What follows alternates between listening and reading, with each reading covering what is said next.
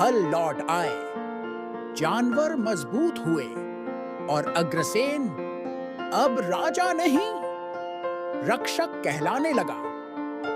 अग्रसेन के बदलने के बाद जंगल एकदम ठीक नहीं हुआ। घाव भरने में समय लगता है। पेड़ फिर उगने लगे, पर हर पत्ती हरी नहीं थी। कुछ जड़ें अब भी डर से कांपती थीं। अग्रसेन रोज उसी हिस्से में जाता जहां पहले कभी नहीं गया था। वह चलता नहीं था, वहां रुकता था, मिट्टी को देखता, हाथ से छूता। अब वह आवाज से नहीं, निशान से समझता था।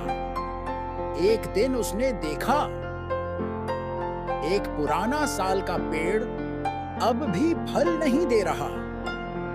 उसके नीचे बैठी थी एक बूढ़ी बंदरिया। अग्रसेन ने पूछा, तू क्यों नहीं गई दूसरे पेड़ों की तरफ?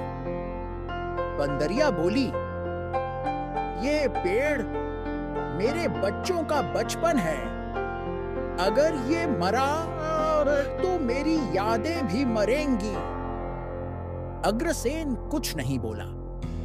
उसने उस पेड़ के चारों ओर खुद पहरा लगवाया। उस रात कई जानवरों ने पहली बार देखा, राजा सिर्फ आदेश नहीं देता, जागता भी है। धीरे धीरे जंगल में बातें बदलने लगी।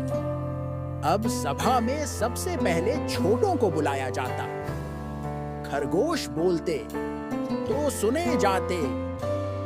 पंछी लौटे। वे ज्यादा नहीं बोले, पर उन्होंने उड़ना शुरू किया, और उड़ान सबसे बड़ा भरोसा होती है। टिंकू अब भी वही थी, न कोई पद न कोई ताज।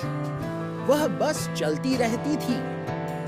जहां मिट्टी ज्यादा मुलायम हो, वह रुक जाती। जहां पत्ते बिना आवाज गिरे, वह समझ जाती। एक शाम वह अग्रसेन के पास आई।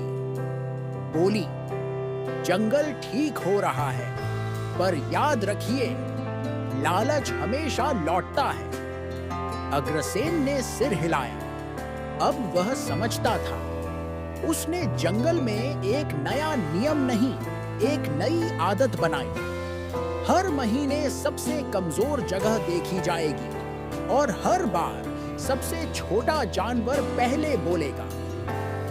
समय बीता, बारिश आई, नदी भरी, हल झुके, पर सबसे बड़ा बदलाव आवाजों में था।